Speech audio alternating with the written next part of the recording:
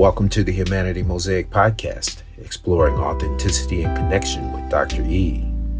Thank you for joining us today as we explore issues that affect our relationships in today's world.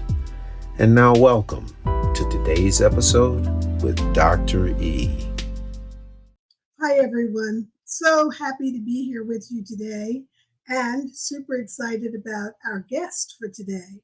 You know, I always try to bring to you people who have sort of a different lens to view life through, who occupy what I would call a different perch. And that's really how we learn and grow. Today, I'm going to be joined by the amazing Pip Davidson. And what I need for you to know about Pip is that he is a marketer, a social media expert, a publicist and strategist who has been working in traditional publishing for many years, since 2017. Previously was with HarperCollins and, of course, with Penguin Random House, and currently with Hay House, which is where we met. When not enthusiastically encouraging authors to post on social media, which I can tell you he always is doing exactly that and keeping us on track, Pip spends his time with, posting about his cats. And I have to encourage you to look at his social media feed. I mean, it just brings me such joy every single day. And also running games of Dungeons and Dragons for his friends. I'm looking forward to sharing the stage today with Pip Davidson. My gosh, hey, Dr. E. Oh, I'm so excited. It's so wonderful to be talking with you. I'm just so honored that you wanted to have me on. Well, I could not have you on because our relationship during the time that we have known each other has grown in such a beautiful way. And we've had lots of points of connection, that some unexpected, but some planned. And what I can say is that watching you grow as a human being in this world has been something that has just made my heart grow 10 times. And so I want to share that with the world. So I'm just going to jump right in there and say, Pip, share a little bit about yourself and your journey with our listeners today. Oh my gosh, thank you for saying that. That means so much to me. From the dive in on personal journey side, on what kind of direction are you thinking? Just going in personal? Dive in on personal, yes. Yeah, absolutely. So starting at beginning, I was born in Southern California, but grew up on the East Coast, in the Northeast, the most beautiful place in the world to live, and I didn't know it until I moved away. Just how much of a perfectly picturesque childhood that I had, with covered bridges and perfect autumns and snowfall. But it was also a very or not particularly diverse place. And I had a long journey coming to understanding of my own queerness and kind of different levels and different times. Definitely was easier to understand that I was not straight, that I am somewhere on a spectrum of attraction when it comes to sexuality. But gender took me a little bit while longer. Even in a less diverse place, people were still more open to talking about sexuality. And even then, that wasn't something I really started to openly talk about or identify as until about college. But gender and the idea of, especially where we are now with conversation around transness and around gender fluidity, was not a regular conversation that was being had in general. And then I think also, especially in less diverse spaces. So it really wasn't until college that I even started to realize there was an option beyond just being a cis woman. I remember early on when I was using Tumblr, the website Tumblr, which not many people are on anymore, I don't think, but was very, very popular social media at the time. Learning the word demigirl, and it being and demi is something now that is actually coming even more regular zeitgeist, but for a while no one knew what that was either. But putting demi in front of gender as being, I am sort of this but not really, And that was the first time I realized there was an option. And I kept that word with me for a long time before I even told anybody that I was even thinking that. But just kind of having that opening in my head that there was an option beyond being, a woman, because that didn't feel right to me. So, I didn't end up coming out officially originally as non-binary and then leaning more trans-masc until 2020, after right around the time when I turned 30. But it was a well into decade-long process of me starting to really understand, and a lot of it had to do with finding the right language, as opposed to knowing. It was more I didn't have a way to understand what I was feeling.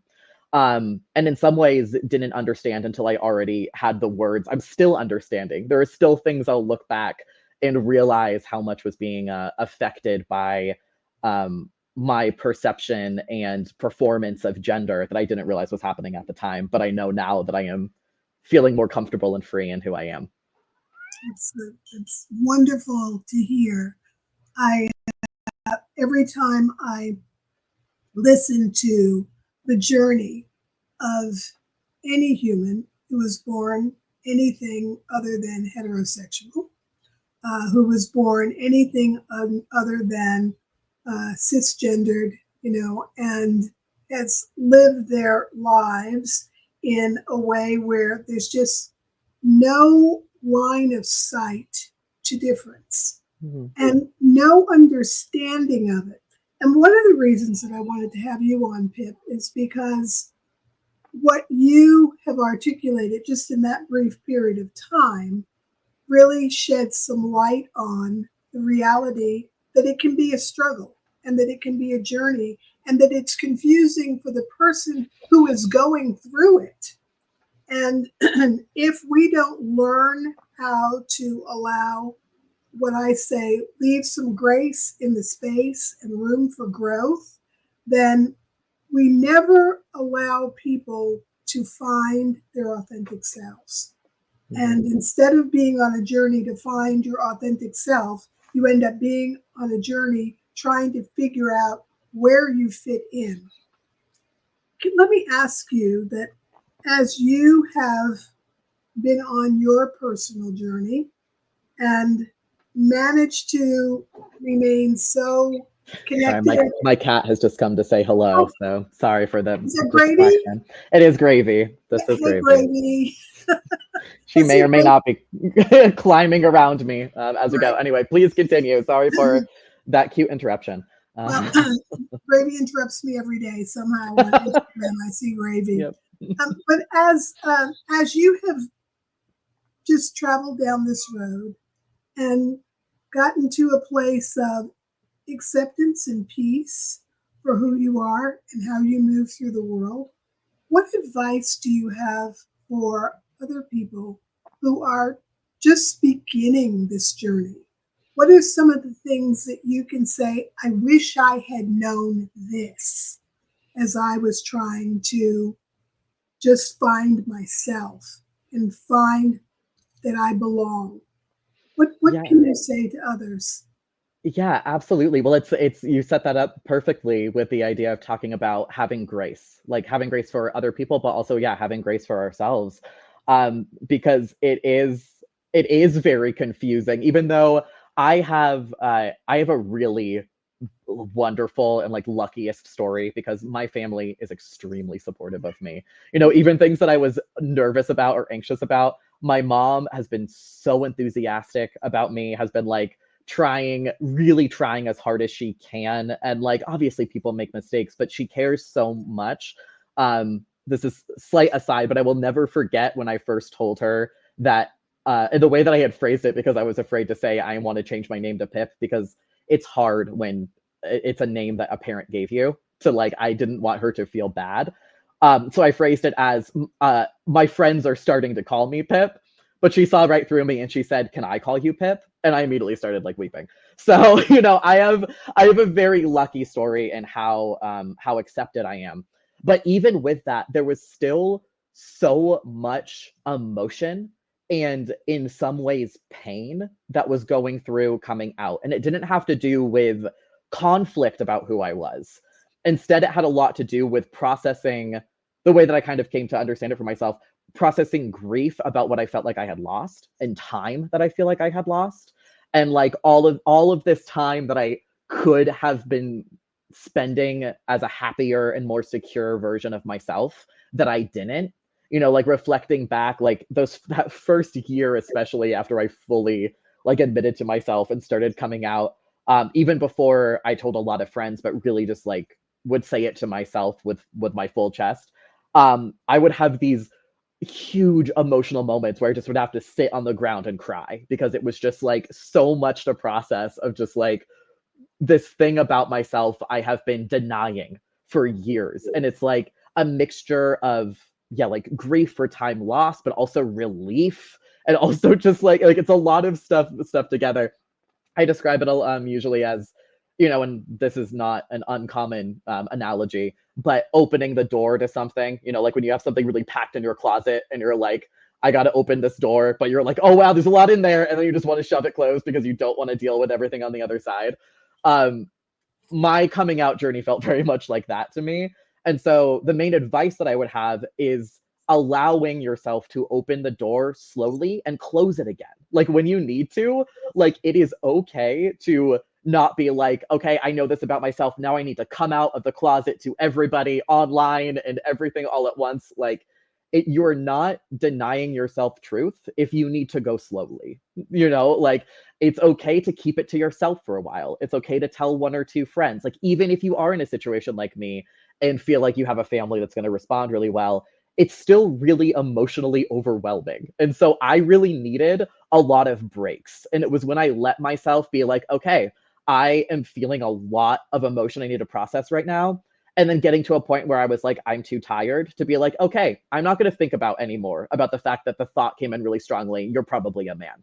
And instead I'm just like, I have to go to the grocery store. Like I need to close this door. Like I have stuff I need to do. In one of the, this is a story I've told online, I think a couple of times, but I still love it because in retrospect, I think it's very funny. But I remember very distinctly the first time, and this was actually 2019. So it was before I was even started to come out to myself. I had the thought while I was at work, you are a man. And I was like, no. I was like, brain, you can't do this. I've been trying not to have this thought for years. And then it came to me so explicitly. And I was like, I cannot deal with this right now. And I remember walking home and there was so much emotion. And I was just trying desperately to close that closet again because I just like didn't want to deal with it for myself. And I wandered into a grocery store and there was, how they have like individual slices of cake that they sell. There was one that was rainbow. And I was like, I'm going to buy this cake. This is a slice of cake. And I'm going to take it home. And for the time it takes me to eat this cake, I can cry and freak out about the fact that there is something going on in here. And I can think about it. And as soon as the cake is eaten, I don't have to think about it anymore. And I like set that parameter for myself, that like very specific parameter on that day. And from then on, it was stuff like that going forward. It was just like, okay, I'm going to think about it for a little bit longer and a little bit longer. And until it became a little bit easier for me to. Pip, how old were you when that happened? I was 29. So I was, I'm pretty sure I might have been 28, but I'm pretty sure it was summer when I was 29, I think was around that time. And that was the first time that you had that clear, definitive thought. Mm-hmm. Yeah. Other than that, I had, yeah, like the idea of grasping onto the word demigirl and stuff like that. But that specific definitive thought, which is funnier even to think about, where it took me even longer to come out because I had that thought. But then when I was coming out as not being cis, I still called myself non-binary for a while because I still I was like, here's a step that I can take. And I also want to be careful around that language because I think there are a lot of people who see non-binary identities as like that's always going to be a step to whatever, like opposite gender. I don't think that's true. I think it was true for me, but there's also in some ways I will always feel at least a little bit fluid. I think I am in some ways I still don't believe gender is real. I just enjoy being a man, so that's what is working for me in this life. But but yeah, so that was also part of my coming out, was taking taking a little bit of a slow go at fully coming out as a man by allowing myself to sit in the non-binary space for a while, which for me was very helpful. But definitely, everyone has their own journeys. But that's kind of another example of allowing yourself to take it slow if you need to. You're not lying to anybody. If you're not ready to tell someone everything about your internal identity, you're not lying to them. And I think that there is a kind of prevalent thing that I'm seeing among younger people too. And it's understandable because, we are in a society now that is way more accepting than it used to be. But I think kids are seeing like, okay, I'm figuring out something about my identity. Now I need to come out. Like this pressure about the event of coming out, which happens a million times throughout your life. Like it's, you really do come out way more than once. But I think there's this prevailing idea that you have one big coming out, and I think that it is helpful for people to know that they don't have to do that. Like it is okay to go back into the closet. You're not lying to yourself or to other people. It's just whatever you're comfortable with. Right. It's very interesting because even in the years when I practiced as a therapist, supporting people in the process of coming out, what I would always say, and I still say, is that you have to become comfortable with yourself, with who you are and how you are moving through the world before you can share it with everyone else. Because if you haven't put yourself in a place where you're standing on pretty solid ground, it's too easy for the world to just sort of blow you over and to really create more trauma than is necessary. It's a difficult enough journey for any human to find their authentic self. And that's something I want our listeners to be aware of. It's a difficult journey for me to find my authentic self as an African American woman, cisgendered, living in this world in 2024, with the thoughts, the beliefs, the background, the ancestry, all the things that go along with that. And so I try to be very mindful and thoughtful about what comes with me when I enter into a room, what people see, how people are actually sometimes using me as a representative for my entire tribe of people. It's very interesting how that works. But particularly when, for those of us who are in the marginalized categories, if we don't do our own work and recognize how to take things one step at a time, how to take it and recognize when I'm not ready to deal with this yet, let me wait until I have the strength to do it. And there is nothing wrong with that. In fact, everything is right with that. Don't let someone else dictate your process, dictate your timing, dictate your direction. That's for you to do. And it sounds to me, thank God you had a supportive family, but even in light of having a supportive family, somewhere inside you knew how important it was to figure things out for yourself. So my curiosity is, where did that strength come from? The strength to just sort of, nope, not ready for this, I'm going to close the store. It's a very good question, because it's so interesting that you phrase it that way, because I don't know if I would have phrased it as strength. To me, it felt like survival. Like, to me, it felt like this feels like it's too overwhelming. This feels like I'm facing a tidal wave. And so I only have one choice, and it's to deal with it in this particular way. I'd been through a handful of years of really good therapy at that point. So which I also credit as one of the reasons that I was able to really start, exploring. There's, a lot to be said for not being able to really truly dive in into your authentic self until you have your other needs met, which I know is a thing that you definitely know about and have spoken about. So there's a certain place of privilege in being able to handle things a certain way, being able to come out at all, really, but also being able to come out on your own terms. And there's also, the fact that I always want to make sure that I'm holding in, especially queer spaces recently, my whiteness is not something that goes away. Like, that is something that still is very much there. Intersectionality of all kinds is very important to acknowledge. So I do want to say that I think some of that was also probably circumstance and the things that I was able to have an easier time with than I think other people might in other situations and scenarios. When it comes to feeling you have that freedom to do things for yourself, because I was still prepared in my head too about the idea of if my family wouldn't be okay with this. I don't come from a culture where it is very hard to cut away from your family if you feel like you need to. So like there's also, which is, that's also an interesting and like complicated and nuanced kind of a separate discussion. But there is a certain amount, and this is a little on the fly, but it might sound weird. There's an individualism encouraged in whiteness that allows, I believe, for a little bit of an easier time to step away and be able to focus on only myself without, like, during that time I was focusing a lot on myself and everything internal.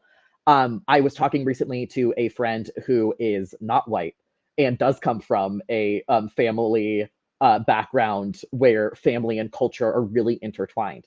And she just came out and had a much different situation than me, and was running into a lot of frustration because of friends telling her, well, you can just cut off your family. She was like, that's not how it works in my particular culture. So, I all that to say, getting back to where the strength comes from, I'm not fully sure, except that I don't even know if I would necessarily call it strength. I think I'd call it tools. And I think that there is a lot of things that lined up in my life, some of them having to do with privilege, some of them having to do with just the way I grew up as a really cerebral person. I'm very reflective on things. I like to do a lot of internal work. And all of that kind of came together to allow me to go along the path that I did.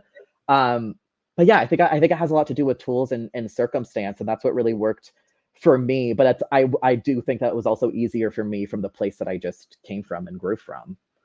That's a really interesting perspective. Survival creates strength. So when you have to do things in order to survive, the old adage, what doesn't kill you only makes you stronger. There's some truth to that. And there are times when we can say, okay, I'm strong enough, stop. I don't need anything else thrown at me. But one of the things that I have noticed about you and experienced about you, who you are as a person, is your deep respect for marginalized communities. You recognize it, you see it, you call out your own whiteness, your own privilege. And I'm curious, as I'm sure are my listeners, is that something that grew up with you? Did you learn that in your home? Or is it something that you just became more aware of as you recognized on your journey that you were being put into a marginalized category? Yeah, that's a super interesting question, and another one that's a little bit of a mix of both. When I did not grow up in a super progressive household, though that has to do with a longer series of stories that has more to do with the circumstances of my mother's marriage than it necessarily did who she is as a person. So my mom and my dad got divorced when I was very young. So I grew up mainly with my mom, but she had been living in a mainly kind of Republican space with him in particular. But as I grew up into high school, I started to be, and I don't fully know where it came from, very social justice based. Except that one of the jokes that I do like to look back and think on is that it's not that I was queer. I was just really passionate about queer rights. It was like I was one of those people, which is a fairly common thing among queer people in those spaces, where it's like, no, it's not me. I just really care about them. So that's kind of where I started, but kind of across the board, I don't know. Yeah, I started leaning progressive way younger, and I pulled my mom further and further and further left with me as I grew up. But honestly, I started with the caring about causes I saw outside of myself before I started reflecting in on myself. And it's funny, I was thinking before you even asked that question about how I think I do want to dive in for myself and think about and credit the ways that me diving in and learning from the early on Black Lives Matter movement, like that's what radicalized me. Like the death of Trayvon Martin is what radicalized me in college. And that's what set me on the path of realizing, oh, there is way more injustice in the world than I realized from just my own perspective. And so that's kind of what catapulted me into understanding different kinds of social justice. And that is really what ultimately domino effect allowed me to be in spaces with more queer people and people talking about queer rights and like all different types of gender identities. And that's what helped me learn and what helped me then be able to eventually accept it in myself. But I started way more external and then started to put together, like, maybe that's part of the reason I was so passionate about that, is because there was part of me that was also like, there is a part of me that I am deeply suppressing. But no, the social justice started as a thing I was interested in first, and then didn't realize more until later that it also applied to me. So yeah, a little bit hand in hand, but I would say it's more social justice work that I think helped lead to my own personal realizations. Which is beautiful. When I think about who you are and how you're showing up in the world, the work that you do, it's very clear that you still have a love for social justice. You've been very supportive of my work and looking at ways to bring more marginalized communities into, front and center. So I would, of course, deem you not only a love warrior, but also an advocate. And as an advocate for people who, in their heart, they would like to be able to do more. They would like to be able to actually contribute to connecting us, to building bridges rather than disconnecting us and sowing these seeds of hatred and division, which is one of the reasons I'm doing this podcast at all, for us to realize that we really do need to come together. What words of wisdom can you share just for someone who's sort of standing on the sides and they want to do something to actually feel like they're a part of eliminating or dismantling othering, of bringing marginalized people forward, of becoming allies and advocates? What words of wisdom would you offer to anyone in that position? Yeah, I love that question. It feels extremely timely. I mean, I guess it's always timely, but I would say mostly, and more, and this kind of goes with my beliefs across the board, starting at home, starting as close to home as possible, starting local. Obviously, big movements are important, big laws going after, calling politicians, all of that is very important. But I think starting really close to home, and close to home off of social media. I obviously, as we say, just open talking about how much I love social media, and that is a huge part of my job and a huge part of my life. And I am very grateful for the ways that social media allows to amplify voices. But I think more people need to have those conversations without a camera on them. So I would definitely encourage people just in their lives, coming across people, to speak in a way where you don't feel like the surveillance culture is on you, because I feel like that's kind of what's leading people to feel more on edge and more like they have to defend themselves, or really worried about specific words they use, which is understandable. People don't want to offend other people or hurt other people, but it matters more to be conscious that it will happen and how to correct yourself than to be more afraid of being perceived that way. The harm is more important than the fear of perception. So I think, allowing yourself to have more conversations without the idea that there needs to be an outcome, that there needs to be like some big thing that was learned, or that it needs to be recorded and posted online, is I think a very helpful way to create safe environments in order to engage in conversation. And specifically from the kind of queer and trans lens of just, especially for cis people who aren't in the space, um, go into conversations with trans people knowing that they are probably not going to freak out if you misgender them.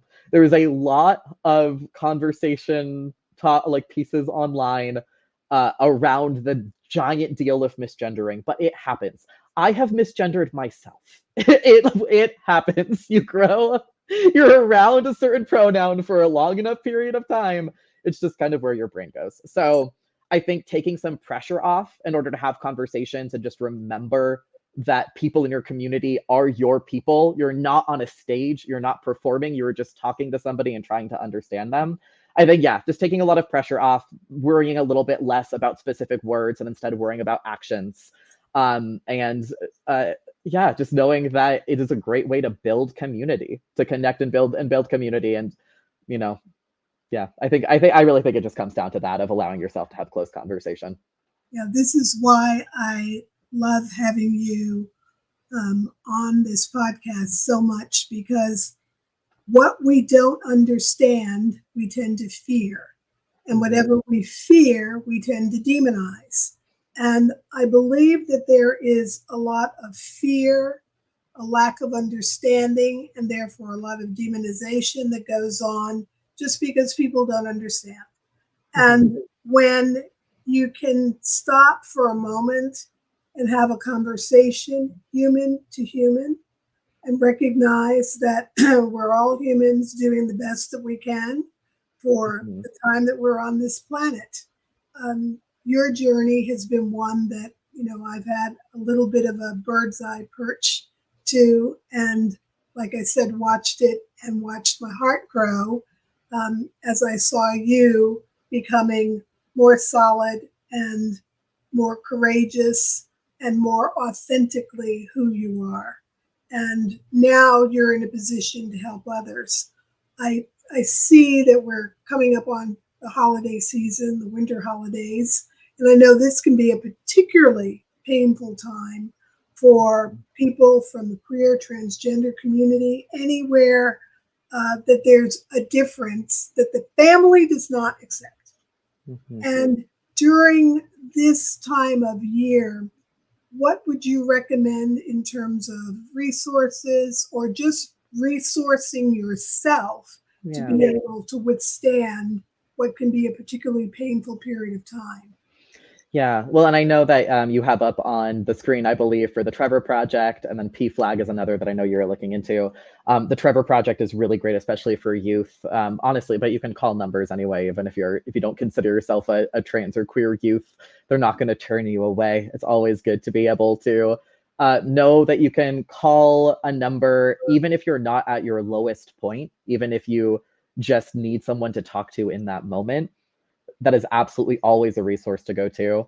But I would say also there's a certain amount of trying to take some pressure off for around the holidays and really redefine what the holidays mean to you. And again, it's really easy. It's easier for some people more than others to be able to be like, just don't go home and deal with that family. Not everybody has that option, or not everyone wants to, so I think really, no matter what situation you're going into, whether it's sexuality, gender, or anything else that makes you feel othered from your family. For a lot of people, it's politics these days too. I think the best resource is diving into finding ways to be able to set good boundaries with yourself and learning how to emotionally regulate in moments of intense emotion and anxiety and fear. So I think it's, that idea of a boundary is something you draw around yourself. It's not something you draw around other people. I think the easiest thing that especially young people can do, or not really easy, but an easier thing young people can do when they don't really have a choice when it comes to whether they go home or not, is trying to figure out how to draw that boundary around themselves. Also with the idea that it can be a joyous thing, like redefining what the holidays are for you can be a joyous thing. letting go of the idea that a holiday isn't a holiday unless it has X, Y, and Z, and instead even creating one tradition that's just for yourself that can then, a tradition is something, I'm going to butcher this quote, and I also can't remember who said it, so that's great, but it's like a tradition is something that has to start once, it's like traditions don't just happen, you have to start it. So I would say if you are feeling othered, if you feel like you don't have a family or found family, even around the holidays, of just trying to be that home within yourself, whatever that looks like, even if it's the smallest amount of thing. And sometimes holidays aren't fun. Sometimes it's just get through the holidays. If you want to go into it and be like, I hate Christmas, do it. It's fine. Like, or something else that I had done it one year for unrelated things, but it was just a bad year. I delayed Christmas for a couple months, and then I allowed myself to have holidays a little while later because I just didn't want to have it at the time, but I wanted to kind of find that joy later. So take the pressure off of yourself. It's okay for the holidays to not be a perfect, exactly going back to how we opened, the perfect little picaresque, snow covered bridge of New England that I grew up in. It's okay if it doesn't look like that. Well, and it's important, as I listen to you say that, there's the family that we're born into, and then there is such a thing as family of choice, family that you choose. And that can be people who love you, care about you, and are open to being accepting of who you are. Sometimes it takes a little while to get there with our families of birth, but the family of origin sometimes comes around, sometimes they do not. But that does not mean that you are not surrounded by love. There is always love in the energy somewhere around you. And if you go out with an open, loving heart, it will find you and you will find it. So, it may come in the form of a gravy. I'm surprised she hasn't. Now she went and fell asleep. I thought she was going to hang out more. I thought for sure gravy was going to, take over the whole interview. I know, right? No, she's just sleeping now. Just remember there are resources and there are ways to resource yourself. Well, as always, any conversation that I have with you, Pip, is always a delight. And I have loved watching your journey. I will continue to be a part of your journey. And I wish you every success in your career, in your personal life. And of course, I'm always asking all of my angels to surround you with all of the love that you can possibly receive. Thank you so much. Thank you so much, Dr. E. This really meant so much to me that you wanted to have me on. I love talking with you, and I feel like I probably forgot halfway through we're being recorded. So, I just want to hang out and talk to you all the time. So this really meant a lot to me. Thank you. Thank you for joining us on today's episode of the Humanity Mosaic podcast with Dr. E. For more information, please visit DeborahEgerton.com.